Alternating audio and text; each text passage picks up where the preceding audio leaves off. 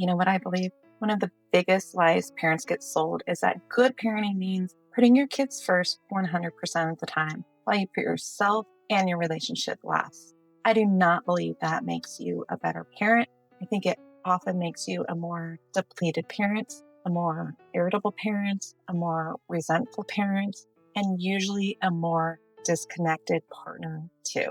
I'm Catherine O'Brien. I'm a licensed marriage and family therapist in Sacramento, California, and I help parenting partners stay connected through the stress, identity shifts, and overwhelm that often come with raising kids. Because here's the truth. When we stop taking care of ourselves and we stop tending to our relationship, the cost usually shows up all over our family life. And it shows up in the tone of your voice. It shows up in how fast you snap. It shows up in keeping score. It shows up in how alone each of you starts to feel. And eventually it shows up in parenting. And not because you don't love your kids, but because love and depletion are not the same thing. A lot of parents I talk to feel guilty even hearing this. They think, my kids should come first. They need me. This season is short. I should be grateful. I should be able to do it all. And yes, your kids do need you. Of course they do. But they do not need a version of you that is chronically burned out, resentful, emotionally fried, and cut off from your partner. They need you present. They need you regulated enough to respond instead of react. And they benefit when the adults raising them feel more like a team. Because if you completely abandon yourself and your relationship in the name of being a good parent, everybody eventually feels that cost. So let's talk about why taking care of yourself and your partner actually supports better parenting, not worse parenting. I want to start with something personal. There are times in my own life when I can feel the difference immediately. When I let my husband Rick take the kids to appointments, when I go out with my friends, when I let go a little and remember this is a team effort, I often come back different. I come back more recharged, more present, more appreciative, and less like I'm carrying the whole house on my back. And honestly, more able to enjoy my family. That matters because the goal is not for one parent to be the hero and the other parent to be the backup. The goal is partnership, shared responsibility, enough support that neither one of you is silently drowning. And in my work with couples and parenting partners, I see this over and over. I see the mom who never gets a break. She is constantly needed, constantly interrupted, constantly carrying the mental load. And eventually she starts snapping at everyone. And not because she's a bad mom, but because she's busy, because she has been running on empty for too long. I also see the dad who feels shut out. He starts off wanting to help, but over time he feels corrected, sidelined, or like whatever he does is wrong. And so he withdraws. And their mom feels more alone, more resentful, more overloaded. Now both people are hurting and parenting gets even harder. These are not character flaws. These are patterns. And patterns can change.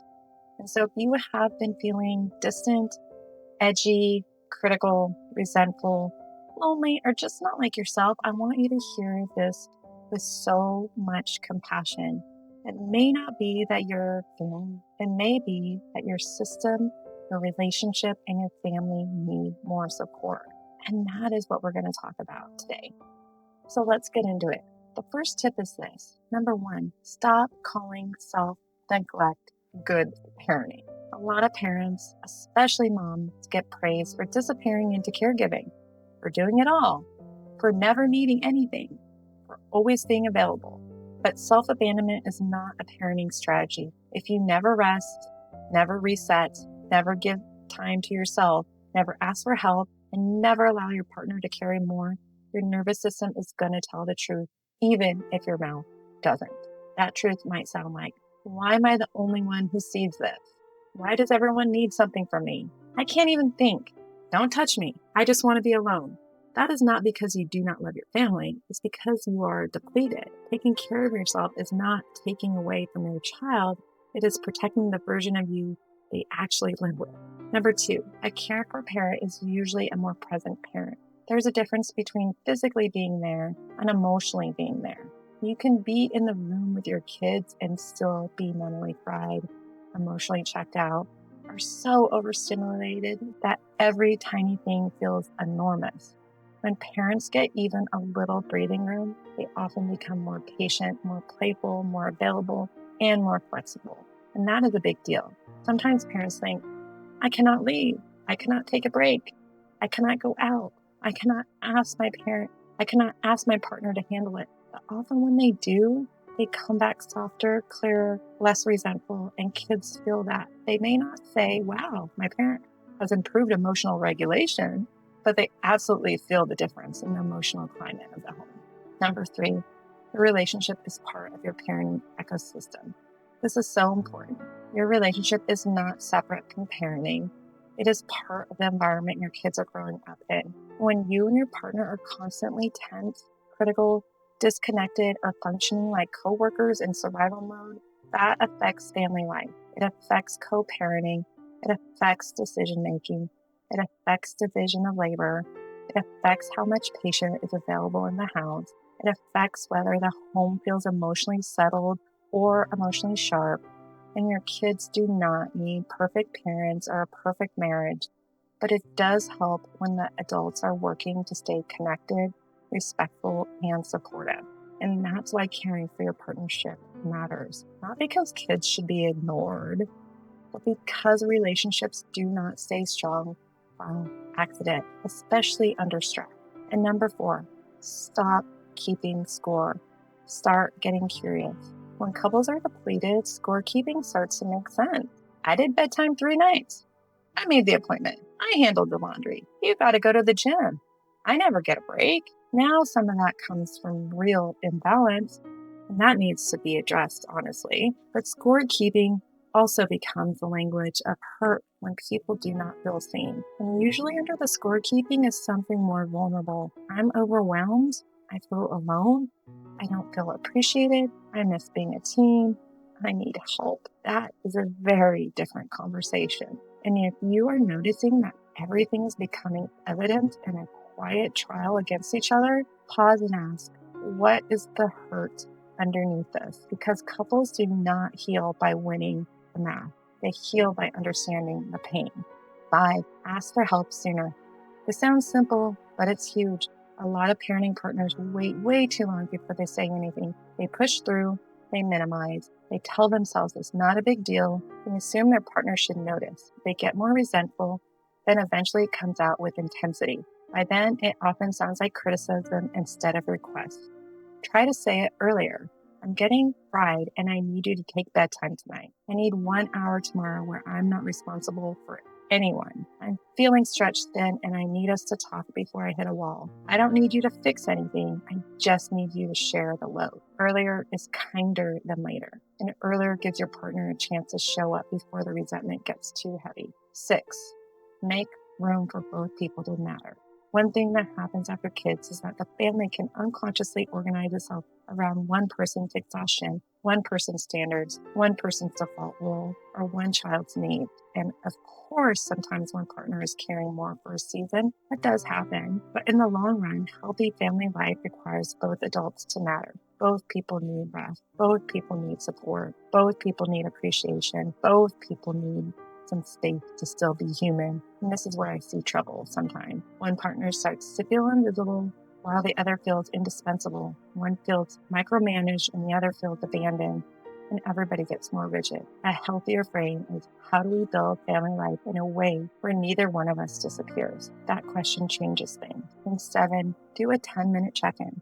This is one of the simplest things I recommend, and it can make such a difference. Not a logistics meeting, not a fight, not a complaint spiral. 10-minute check-in. You could ask, how are you doing really? What feels hardest right now? What do you need more of this week? What would help you feel supported? Is there anything we need to clear up before it builds? That kind of small, regular connection prevents so much unnecessary distance. Because when couples only talk when something is wrong, the relationship starts to feel like a place of pressure instead of a place of support. And if you want to help with conversations like this, I have a free resource guide called Conversation Starters for Exhausted Parents. can help you begin these talks in a way that feels more connecting and less confrontational. And I'll link that for you because sometimes the hardest part is just knowing how to start. And number 8, let your partner be your partner. This one is big because sometimes support is available, but it does not come in the exact form you would do it. So you correct it, redo it, hover over it, or quietly communicate that it does not count unless it looks like you're virgin. Now, let me be clear. Sometimes there are valid reasons for tension around this. Trust may have been damaged. The labor may not actually be equal. One partner may be truly carrying more competence or more mental load. But sometimes the relationship gets stuck because one person is exhausted and controlling while the other feels defeated and backs off even more. If your partner is safe, willing, and capable, part of building a stronger team may be allowing them to do things their way. And that's what I mean when I say this is a team effort, not one exhausted manager and one hesitant assistant, a team. And number 9, remember that your kids are learning from the emotional tone of your home. The kids are not just learning from the parenting techniques you use, they're also learning from the way the home feels. They are absorbing how stress is handled, how partners talk to each other, whether people get to have needs, whether rest is respected, whether asking for help is normal, whether connection matters. So no, this is not about putting your relationship above your children in some rigid hierarchy. It's about recognizing that when the adults in the home are emotionally healthier, more connected, and less depleted, that usually benefits the children too. This is not selfish, this is wise. So let me bring this home. If you have been feeling guilty for wanting a break, needing support, missing your partner, or wanting time for yourself, please hear me. That does not make you less devoted. It makes you human. And parenting was never meant to be one long exercise in self-erasure. You are allowed to matter in your own life. Your relationship is allowed to matter too. And often when parents care for themselves and tend to their partnership, they become more patient, more grounded, more appreciative, and more emotionally available at home. Not perfect, but better. Better resource. And that matters because your kids do not need a martyr. They need a parent who has enough support to stay connected to themselves and the people they love. If this is resonating and you're thinking, yes, we love each other, but honestly, we've been feeling more distant and exhausted and connected lately, that's exactly why I want you to watch this next video. How to reconnect with your partner after kids when you feel distant and exhausted. Because if taking care of yourself and your relationship helps create better parenting, the next question is, how do you actually start reconnecting when you already feel tired, fleshed out, and far apart? That video will help take the next step.